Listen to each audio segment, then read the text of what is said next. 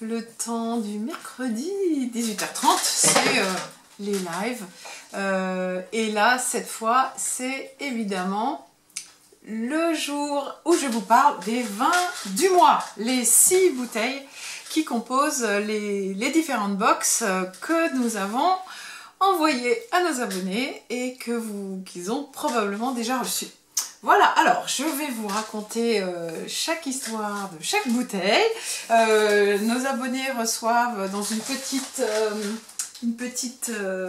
valisette comme ça, 2 ou 3 bouteilles selon la formule choisie. Et les vins sont accompagnés d'un petit livret explicatif qui raconte les histoires de chaque bouteille. Mais voilà, là je vais vous les raconter en vrai de vrai. En tout cas, pour chaque vin, il y a tout un tas d'explications qui racontent ces histoires. Alors, oh, une mauvaise connexion. Oh là là, j'espère que c'est pas trop grave. Bon, je continue comme ça, on verra bien. Excusez-moi si vous avez le même souci que moi.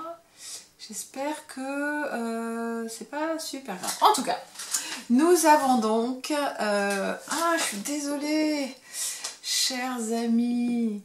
On voit pas bien. Bon, je continue quand même. Alors, on va commencer par les vins de la box Taste Vin. La box Taste Vin, c'est celle qui contient 2 bouteilles. 2 bouteilles, vraiment des bouteilles découvertes. C'est souvent des appellations pas très connues.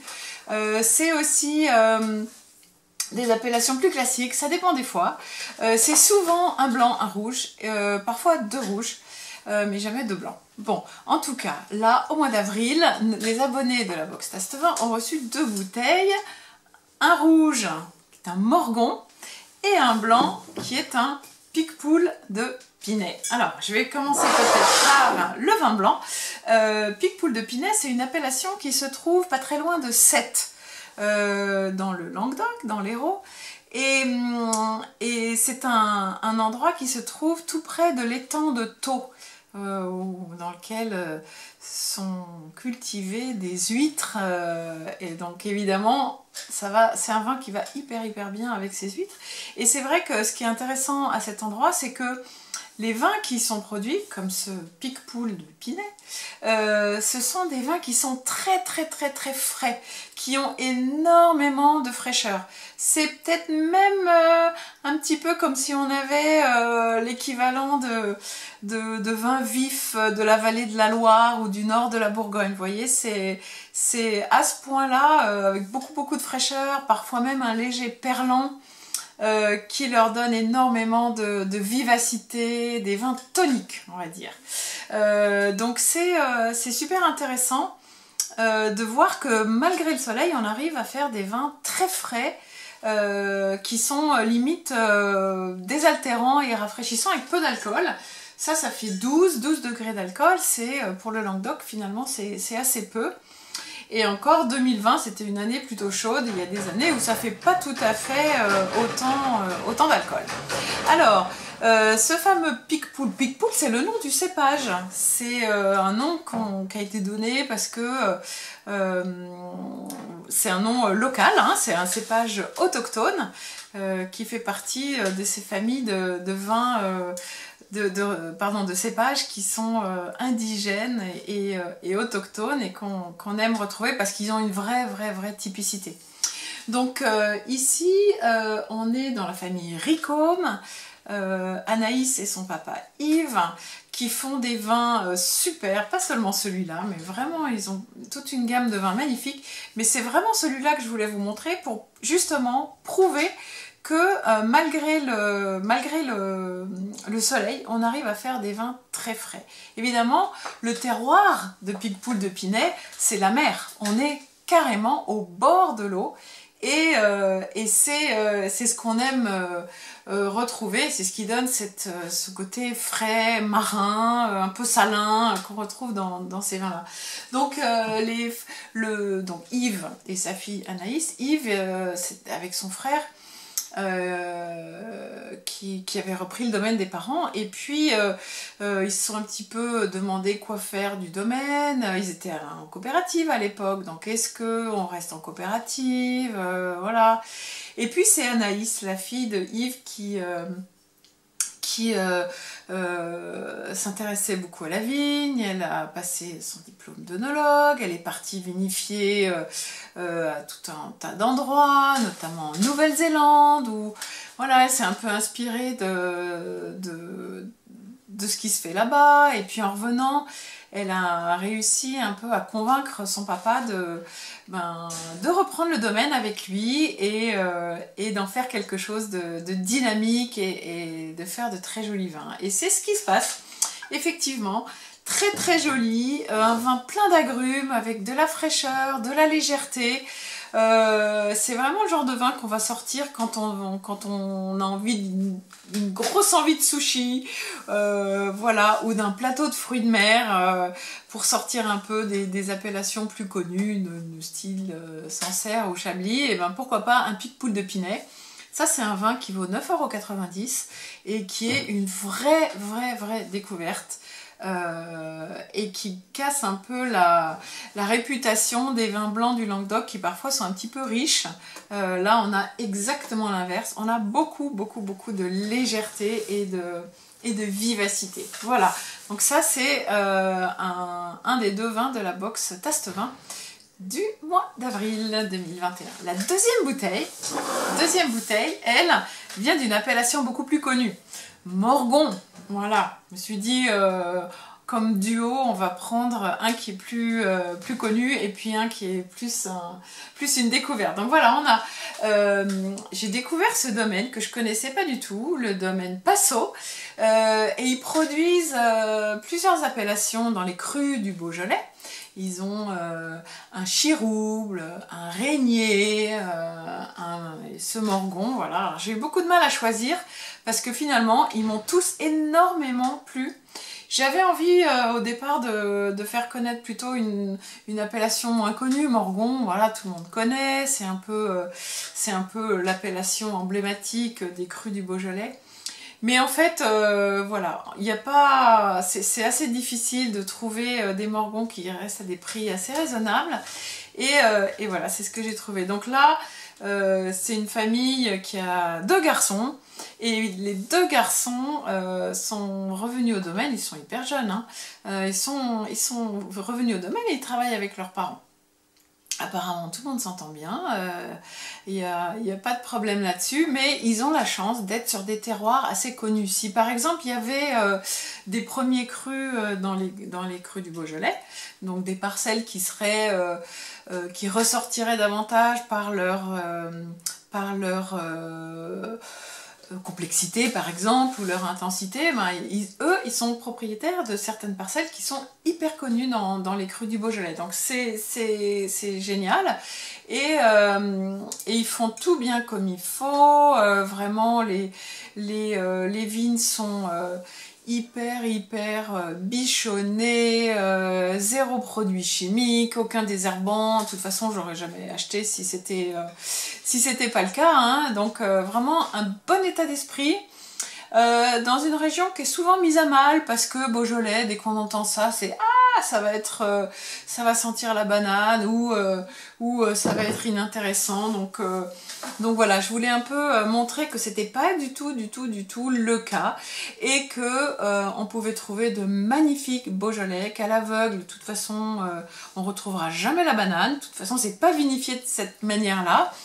Et c'est un vin qui est lisse, avec ses petits caractères épicés qui est si caractéristique du Gamay, sur ces terroirs de granit qui donnent une forte personnalité au vin. Donc voilà, un grand Morgon que nos abonnés Tastevin et Buissonnier ont reçu et qui ira avec beaucoup de choses, parce que le Gamay c'est un cépage qui donne des vins qui sont pas trop tanniques, donc il n'y a pas énormément de structure, ce qui fait que ça, voilà, c'est lisse, c'est souple. Et on n'a pas besoin d'une grosse côte de bœuf pour déguster un joli Morgon comme ça. un chouette apéro avec des jolies petites choses bien choisies, des belles charcuteries, une quiche, des olives, voilà, ce genre de choses, ça ira hyper bien avec ce type de vin. Voilà, c'est ce que j'avais un petit peu noté dans le dépliant, hein. Chaque fois vous avez voilà, toute l'histoire du domaine, et puis les arômes principaux, et puis des accords, et puis dans quelle box on retrouve ces vins. Voilà, le petit dépliant qui est très utile. Il y a aussi une recette au dos de chaque dépliant. Et bientôt, au mois de mai, vous allez voir une grande surprise sur ces fameux dépliants qui n'auront plus le même look et qui vont être beaucoup plus épais, avec beaucoup plus d'infos, parce qu'on a juste tellement envie à chaque fois de vous raconter plein d'histoires et de compléter l'expérience que chaque abonné peut avoir chez 3x20.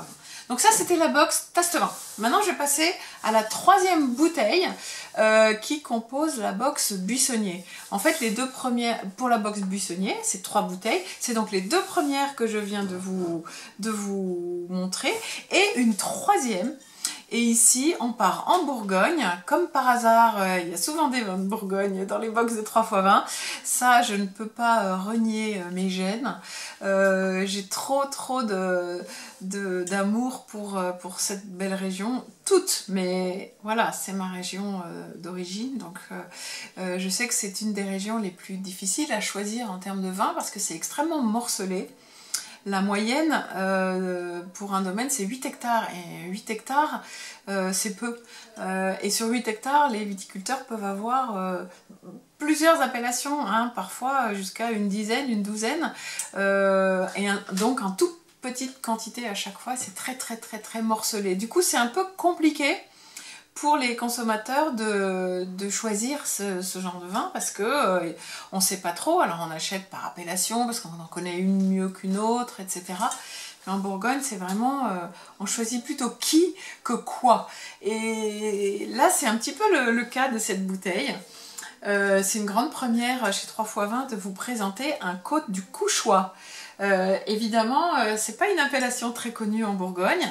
Bon, en même temps, il y en a une centaine, ou une petite centaine, donc il y en a beaucoup qui sont moins connus que d'autres, mais là, on est un peu dans la zone des côtes chalonnaises. On n'est pas très loin de Mercurey, de Montagny, de Ruilly, dans cette zone-là, de Bouzeron. C'est donc un petit peu à la charnière entre le sud de la Côte des Beaunes et le début de la côte chalonnaise, un petit peu à l'écart. Et là, évidemment, dès qu'on est un petit peu à l'écart, ben, il y a des belles trouvailles à faire, parce que on sort un peu des sentiers battus, on sort des appellations plus connues, et en fouillant, il y a moyen de trouver des choses magnifiques comme ça. Donc ça, c'est un superbe Pinot Noir, mais vraiment un superbe Pinot Noir. Tout en rondeur, c'est suave. Il y a cette belle typicité bourguignonne qu'on retrouve dans les élevages en fût de chêne très maîtrisés. On retrouve ce côté un tout petit peu grillé, légèrement vanillé, et puis cette patine qui donne cette petite rondeur, ce petit moelleux qu'on aime tant retrouver dans les pinots noirs de haute volée comme ce vin-là.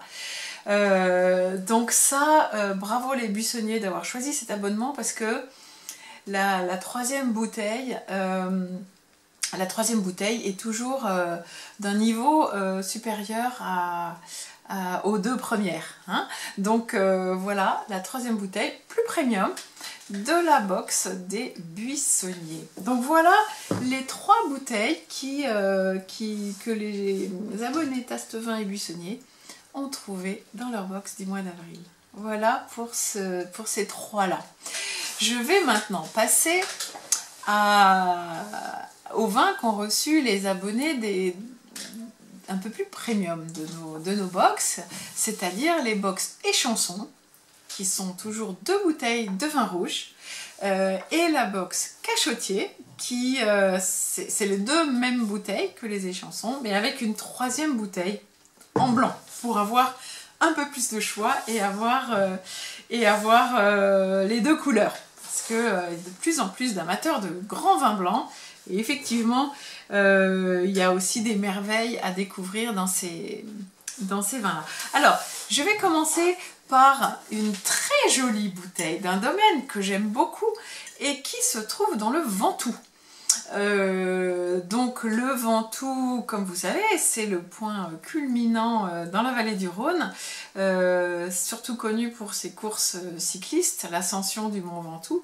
Mais les viticulteurs ils connaissent aussi le fait que ce soit un peu en altitude, que les nuits sont très fraîches et les journées plus chaudes, mais en tout cas les nuits qui vont fixer un petit peu l'acidité recueillie, la fraîcheur recueillie pendant la nuit qui se transforme en acidité dans les raisins et qui reste. Ce qui fait qu'une fois vinifié, eh bien on a un vin qui est très équilibré entre rondeur, parce qu'on est dans un coin où il y a beaucoup de soleil, et fraîcheur qui est apportée par cette amplitude thermique qu'on retrouve entre le jour et la nuit. Et là, on est donc au pied du mont Ventoux, sur le piémont, on va dire, du mont Ventoux. Et là, Anne-Marie et Jean-Luc Isnard, j'avais déjà découvert plusieurs de leurs vins, quelques années en arrière. Et là, je suis tombée en arrêt devant cette superbe cuvée qui s'appelle Moitié vide, moitié pleine, et qui est un assemblage de Syrah. Bon, ça on en trouve beaucoup dans la vallée du Rhône, de Syrah, mais également de Marselan. Le Marselan qui est un cépage plus récent qu'on trouve dans cette partie du vignoble français, dans la vallée du Rhône et dans le Languedoc, et qui apporte chacun apporte quelque chose de différent. La Syrah apporte ce côté très épicé, un peu large en bouche, côté plutôt suave, ample, avec beaucoup de volume. Et puis le Marselan apporte un peu plus de structure, un côté un petit peu plus charpenté, et d'autres arômes qui complètent ceux de la Syrah. Un élevage en fût là-dessus, qu'on sent pas trop, ce que j'ai bien aimé justement. C'est pas très marqué, mais on a cette impression voilà, d'un vin qui caresse, qui est vraiment hyper équilibré et vraiment très très très très joli. Donc voilà, ça c'est un Ventoux du millésime 2018, d'une bouteille qui s'appelle Moitié vide, moitié pleine. Voilà, ça c'est donc le premier vin des deux bouteilles de l'Échanson du mois d'avril. Et puis ensuite, on a une autre merveille.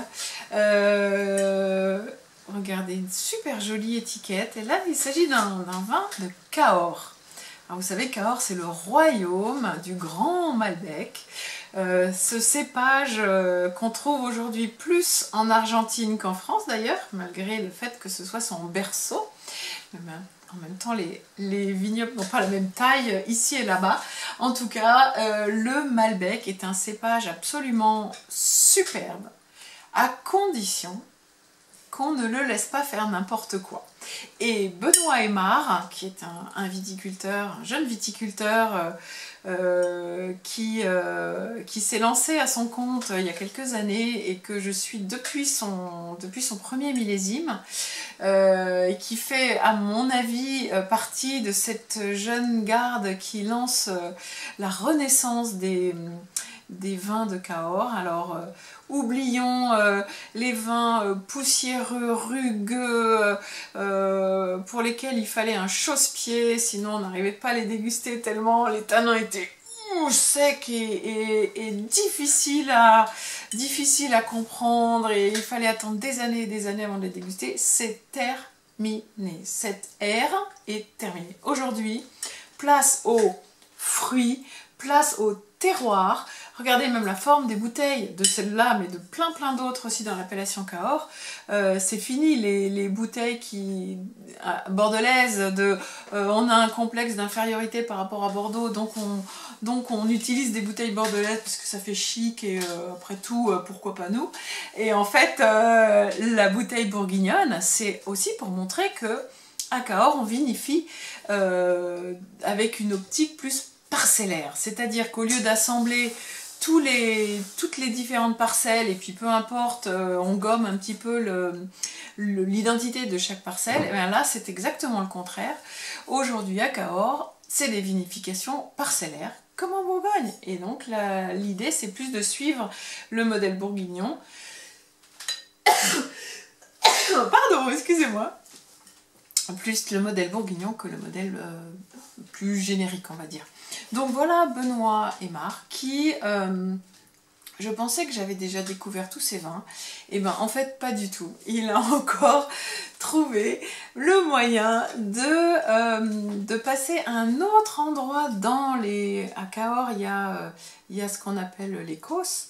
Et puis il y a aussi une autre partie qui est plus sur le plateau. Et pardon, il y a la vallée et puis il y a les Causses. Et Benoît, il est plus du côté des Causses, et dans sa famille, son grand-père et sa grand-mère, en fait, étaient chacun d'un des deux côtés. Et il y avait un peu une petite guéguerre d'un endroit à l'autre. Et avec cette cuvée, ben, finalement, Benoît a vinifié des raisins de l'autre côté que son coin habituel, une autre parcelle familiale, mais de l'autre côté de sa famille. Donc pour lui, c'était un peu une manière de boucler la boucle. Fini l'histoire de Roméo et Juliette qui ont eu du mal à faire accepter par l'autre famille qu'ils étaient amoureux. Ben voilà, Benoît aussi, il a envie de boucler la boucle. Et c'est un joli Malbec avec du fruit et du fruit, avec cette belle trame qu'on retrouve dans les Malbecs bien élevés, qui donne un petit peu de structure, mais pas trop, juste pour souligner un petit peu la colonne vertébrale du vin, mais sans extraire de gros tanins bien marqués, non, pas du tout.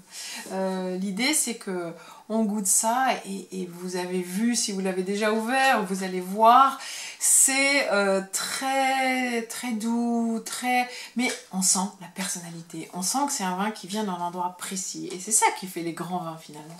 Donc ça c'est vraiment une petite merveille. Je félicite Benoît d'avoir encore réussi à faire une cuvée spectaculaire, et il a toute mon admiration et mon estime.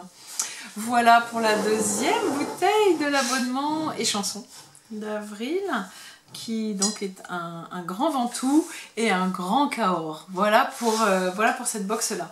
Et puis il y a les grands chanceux, ceux qui ont choisi, ou à qui on a offert peut-être, de recevoir les 3 bouteilles les plus premium, les plus prestigieuses des box de 3x20. Et la 3e bouteille, qui est toujours un vin blanc, c'est une grande surprise ce mois-ci.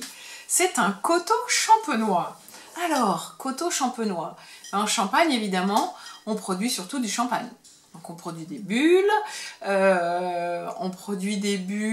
de plein de manières différentes. Le sujet n'est pas celui-là aujourd'hui, mais on peut aussi produire des vins tranquilles. Tranquille, ça veut dire sans effervescence, des vins comme les autres. Et c'est pas facile à faire, mais vraiment pas facile à faire. Alors, le réchauffement climatique, quand même, participe à l'amélioration de ces vins, hein. Et puis je comprends aussi qu'un champenois ait envie de produire, d'allonger un petit peu sa gamme, et que ça doit les titiller de vouloir faire du vin qui soit pas effervescent. Donc là, Maxime Bailly, qui est à Sassy, a fait cette cuvée un peu par expérimentation. Vous savez qu'en Champagne, pour faire du champagne, il faut beaucoup d'acidité. La prise de mousse ne se fait pas correctement si on n'a pas suffisamment d'acidité. Donc ça, c'est la raison pour laquelle le positionnement de la Champagne en France est le plus au nord, le vignoble le plus nordiste, et forcément les raisins mûrissent moins vite parce qu'il fait moins chaud. Bon, ça c'est tout à fait classique. Donc c'est aussi pour ça que c'est difficile de faire des vins qui ne sont pas des vins effervescents. Parce que finalement la maturité n'est pas toujours atteinte. Alors le réchauffement climatique aide, bien évidemment, c'est un coup de pouce, on va dire, mais il n'empêche que, eh bien, il y a quand même énormément d'acidité et c'est pas forcément très facile de le faire. Alors, ce fameux Maxime Bailly, ils ont décidé en 2018 de récolter une première partie, en même temps que les raisins récoltés pour faire leur champagne. Ils en ont récolté donc une petite partie qu'ils ont commencé à faire fermenter, comme le reste de leur futur champagne. Et puis un mois plus tard, en octobre, fin octobre, ils sont retournés vendanger une autre partie de cette parcelle qui s'appelle les Vignes Saint-Jean, c'est le nom de la parcelle, donc c'est vraiment un lieu-dit, les raisins viennent 100% de cette vigne-là, mais qui a été récoltée en 2 temps. Donc une en septembre, avec donc beaucoup de fraîcheur, beaucoup d'acidité, et une autre partie un mois plus tard en octobre, avec un degré potentiel beaucoup plus important, ce qui fait qu'une fois fermenté et assemblé les deux, eh bien on a un vin qui a cette maturité suffisante et cette matière en bouche suffisante pour faire un grand vin blanc. Et ce qui est super délicieux dans ce vin, c'est du chardonnay, hein, c'est 100% chardonnay, qui aurait pu faire un blanc de blanc, finalement, un champagne blanc de blanc, mais qui l'a fait un coteau champenois, qui est l'appellation tranquille qu'on peut élaborer en Champagne. Et donc, ce qui est délicieux dans ce vin, c'est ce côté très agrume et agrume mûr. Ça a plus d'un côté zeste de pamplemousse, vous voyez, vraiment plus puissant que du citron, et avec des très beaux amers en finale, qui allongent le vin, qui lui donnent une longueur qui est vraiment étonnante, qu'on ressent vraiment bien.